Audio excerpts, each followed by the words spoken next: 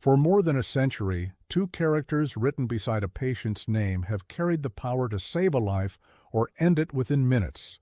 O positive. Hospitals treat them as routine. Blood banks print them on bags. Millions of people see them on medical reports and never ask where they came from. But the moment geneticists tried to trace O positive backward through human history, the simple story fell apart. Some people claimed it was the original African blood. Others insisted it began in Asia and spread with Ice Age travelers. DNA now shows that both claims hide the same mistake. O positive is not one ancient bloodline. It is two separate genetic systems, born on different chromosomes, shaped by different diseases, and joined together only on a modern hospital form. One part reaches deeper than Homo sapiens. The other carries a dangerous pregnancy story that medicine did not solve until the 20th century. And neither points to one race, one continent, or one pure ancestral people. The mystery begins with a medical disaster. Before doctors understood blood groups, a transfusion could look successful for a few minutes and then turn terrifying. The patient might develop fever, pain, shock, kidney failure, and death as donated red cells clumped inside the bloodstream. Physicians knew blood could rescue someone from severe bleeding, but they did not know why the same treatment was sometimes killed. The answer was sitting on the surface of every red blood cell, invisible to the naked eye.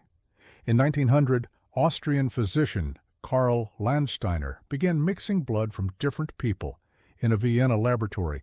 He noticed that some combinations remained smooth while others clumped. He divided the samples into groups he called A, B, and C, with C later renamed O. The fourth major group, AB, was described soon afterward by other researchers. Landsteiner had uncovered the ABO system, one of the most important discoveries in transfusion medicine. In 1930, he received the Nobel Prize. But Landsteiner had not discovered where those blood groups came from. He had only discovered what happened when they met. The explanation lies in microscopic sugar structures. Red blood cells begin with a surface foundation known as the H antigen. The ABO gene on chromosome 9 can produce an enzyme that modifies that foundation. An A version attaches one kind of sugar. A B version attaches another. A person with both functional versions displays both antigens and is type AB.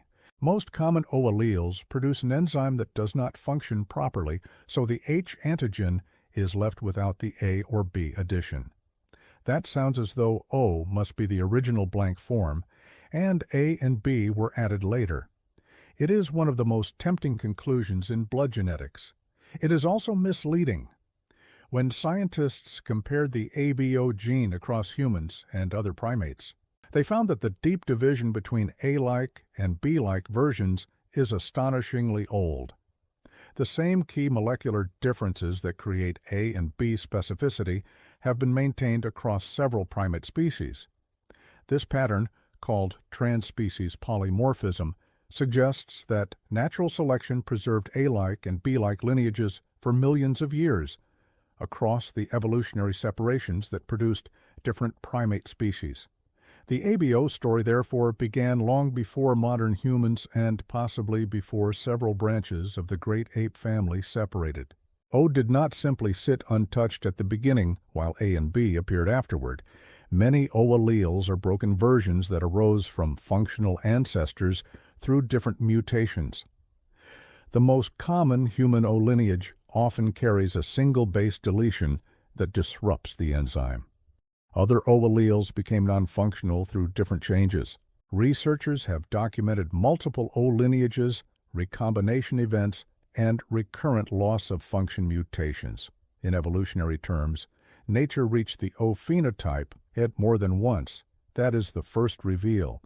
Two people can both test as type O while carrying O alleles with different histories. The story becomes even stranger when ancient relatives enter the picture. Researchers recovered ABO-related DNA from Neanderthal remains and found evidence of blood group O, including a mutation related to a common human O form. That suggests at least one O-producing change existed before the lineages leading to modern humans and Neanderthals fully separated. Later work on Neanderthal blood group genes revealed more diversity than the old image of a tiny, uniform population suggested. Blood groups were already being shaped by evolution before Homo sapiens spread across the world. But none of this gives O an Asian birthplace. It does not give O an exclusively African birthplace either. The ABO system is older than the modern populations now living on both continents. Human O variants were carried, lost, recreated, and reshaped as populations moved. All living human ancestry ultimately connects within Africa, but the specific O alleles observed today cannot be reduced to a single African tribe or one migration out of Asia. And we have not even reached the plus sign. When a person says, "I am O positive," the O comes from the ABO system on chromosome 9. The positive usually refers to the RHD antigen, controlled mainly by the RHD gene on chromosome 1.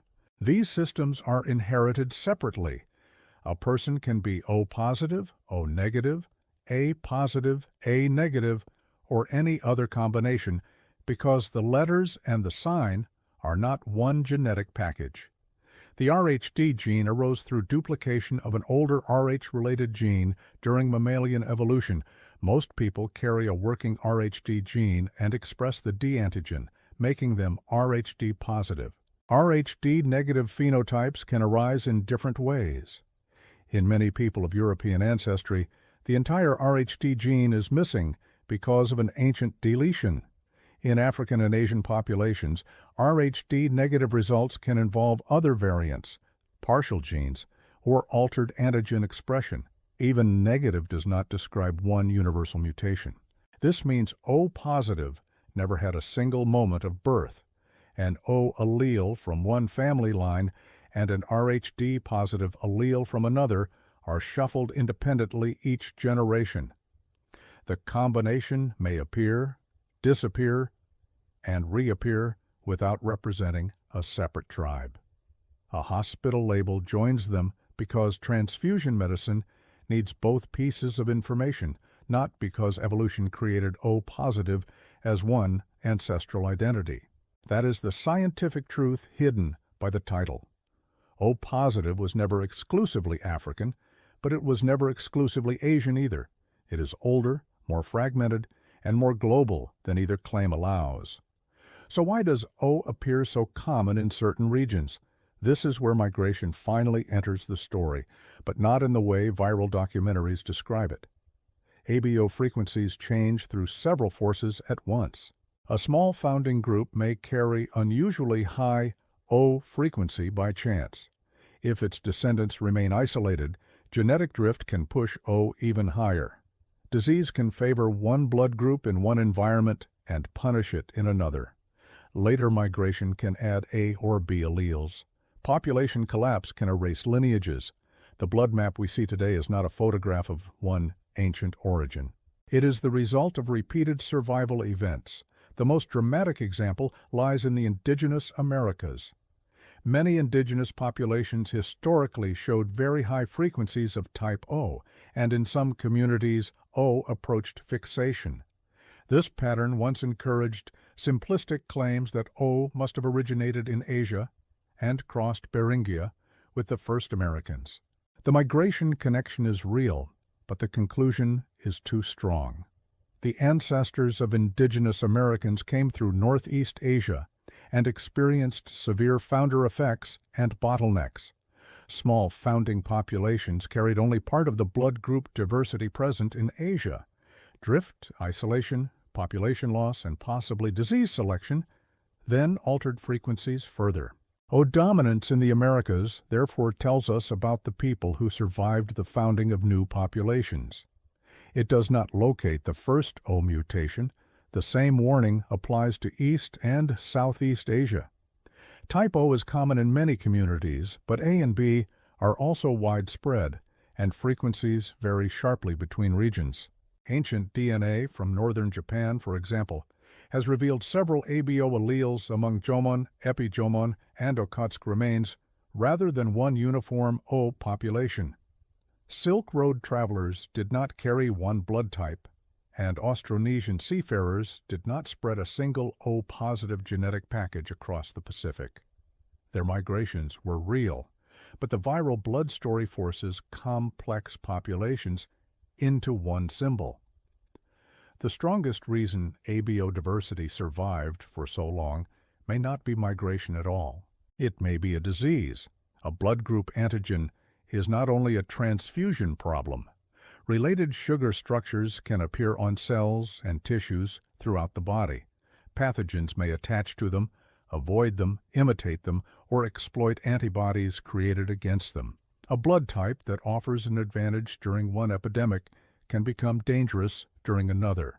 This shifting battlefield may help explain why natural selection preserved multiple ABO lineages instead of allowing one type to replace all others. Malaria provides one of the clearest examples. In severe Plasmodium falciparum malaria, infected red blood cells can bind to uninfected cells, creating clusters called rosettes. These clusters can obstruct small blood vessels and contribute to life-threatening disease. Studies have shown that rosetting tends to be reduced with group O red cells, and blood group O is associated with protection against severe malaria compared with non-O groups in many settings. That does not mean O prevents malaria. A person with O can still become infected, become seriously ill, and die. The advantage is statistical and specific, reduced risk of some severe outcomes, not immunity. But across thousands of generations in malaria-endemic regions, even a modest survival difference could affect blood group frequencies. This is one reason the claim that O was never African becomes especially absurd. African populations contain enormous ABO diversity, and malaria has exerted powerful selection on red cell biology across the continent. O is neither foreign to Africa nor proof of one African origin. Its frequency reflects the long interaction between local population history and disease. Then the advantage reverses. In cholera, blood group O is associated with a greater risk of severe illness once infection occurs. Studies in Bangladesh found that people with O were overrepresented among the most severe cases, even though some research suggested they might be less likely to acquire certain Vibrio cholerae infections in the first place. During a major outbreak, the same blood chemistry that helped against severe malaria could become a liability when cholera arrived. This trade-off offers a powerful explanation for why no blood group conquered the planet. Different pathogens rewarded different surface patterns. An allele frequency could rise under one disease environment. O could rise under another. B and AB could gain or lose ground elsewhere. Natural selection did not crown a perfect type. It maintained an unstable balance. The conflict continues inside the modern body. People with blood group O generally have lower circulating levels of von Willebrand factor, a protein essential for blood clotting. Healthy non-O individuals average roughly 25% higher levels than healthy O individuals. Lower von Willebrand factor can reduce the tendency towards some dangerous blood clots, helping explain why non-O blood groups are associated with a modestly higher risk of venous thrombosis in certain vascular events. But thinner is not always safer. Lower clotting factor levels can also contribute to increased bleeding tendency in some situations. Evolution does not provide free protection. It exchanges one risk for another. The stomach adds another cost. Blood group O has long been associated with increased risk of peptic ulcer disease, while some other ABO patterns show different relationships with gastric cancer and infection. Helicobacter pylori can interact with blood group-related structures in the stomach lining, although disease risk depends on bacterial strain, host genetics, environment, and many other factors. A blood type may slightly shift odds. It does not decide anyone's future. This is where the original reference script makes another serious mistake. It connects type O directly to FUT2 and claims a special O-FUT2 combination protects indigenous Americans from gut viruses. FUT2 is a separate gene that helps determine whether a person secretes ABO-related antigens into saliva and other body fluids.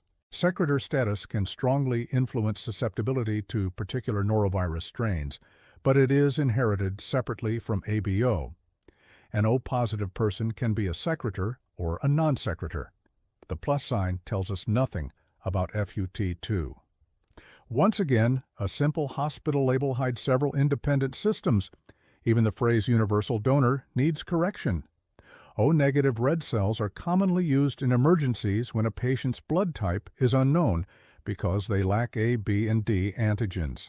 O-positive red cells are not universally safe for Rhd-negative recipients, especially people who could become pregnant, because exposure to the D antigen may cause immune sensitization. O-positive blood is enormously useful and can be given to many Rhd-positive patients. But O-positive is not the universal red cell donor. The D antigen created one of medicine's most painful mysteries. An Rhd-negative mother carrying an Rhd-positive fetus may be exposed to fetal red cells and develop anti-D antibodies. In a later pregnancy, those antibodies can cross the placenta and destroy the red cells of an Rhd-positive fetus, causing hemolytic disease of the fetus and newborn. Before preventive treatment, families could lose one baby after another without understanding why. The solution came through anti-D immunoglobulin, which can prevent sensitization when given at the correct times. A genetic difference that once caused repeated tragedy became manageable through blood group science. The plus sign on a medical form, therefore, carries a story very different from the O beside it. It is not mainly a migration marker. It is a clinically powerful antigen with consequences for transfusion and pregnancy. By now, the original question has changed. We are no longer asking where O-positive people came from. We are asking why anyone believed a blood type could identify one ancient homeland. Part of the answer is that blood groups were once among the few biological markers available to population researchers. Before genome-wide DNA analysis, scientists compared ABO frequencies between regions and used them to suggest relationships. These maps sometimes revealed genuine patterns, but a single gene cannot reconstruct an entire population history. Natural selection can change ABO frequencies independently of the rest of the genome. Drift can make distant groups look similar. Two populations can both have high O frequencies for completely different reasons. Modern ancestry requires thousands or millions of markers. Even then, results describe probabilities and shared history, not purity. Your ABO type contains almost no useful information about whether your ancestors were mainly African, Asian, European, Indigenous American, or Oceanian. O-positive occurs in all of those populations. Two O-positive people may have almost no recent ancestry in common. Ancient DNA has made this lesson even clearer. Scientists can sometimes reconstruct blood group alleles from old remains, including Neanderthals and prehistoric Homo sapiens. These discoveries show that blood group diversity changed through time and that some variants were lost. They do not reveal a clean procession in which O began in one continent and traveled outward unchanged. Ancient samples remain sparse, especially in hot climates where DNA decays quickly. Most past humans have never been genetically tested and never will be. The missing evidence creates room for confident myths. A high modern frequency becomes an origin. A migration becomes a blood type invasion. A disease association becomes proof of superiority. A mutation older than modern humans becomes a personal message that one carrier is more ancient than another. None of those conclusions follows from the science. The true story is more unsettling because it removes the comfort of a simple identity. O is not a badge inherited from one heroic population. It is a phenotype reached through ancient evolutionary pathways, including multiple loss-of-function mutations. Rhd positive is a separate inherited trait.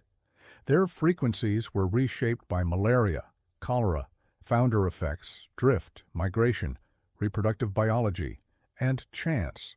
The two symbols meet only because modern medicine prints them together, and yet that does not make O positive ordinary. It makes it a record of conflicts far older than any nation. The ABO locus preserves an evolutionary struggle so ancient that A-like and B-like lineages cross the boundaries between primate species. O-producing variants existed before modern humans spread across the planet, and at least one was present in Neanderthals. The Rh system records a separate history of gene duplication, deletion, antigen diversity, and pregnancy risk. Pathogens repeatedly tested these systems, rewarding one pattern during one epidemic and punishing it during the next. Your blood did not carry one perfect survival strategy. It carried compromises. That is the final reveal. If you have O-positive blood, you did not inherit the oldest Asian blood, and you did not inherit a type that was never African. You inherited an O phenotype that may come from one of several molecular roots, plus a D antigen controlled by another gene. Millions of unrelated people reached the same medical label through different family histories. The letters do not tell you where your ancestors lived. They tell doctors what your red cells display. But hidden beneath that practical answer is something much larger. Long before borders, ships, cities, or written names, microorganisms were already shaping which blood group variants survived. Small groups crossed continents carrying only part of humanity's diversity. Epidemics shifted the balance. Children inherited new combinations. Some variants vanished.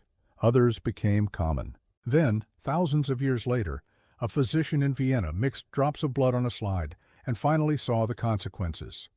For more than a century, we have treated O-positive as one category. DNA exposed the truth that the category is a meeting point.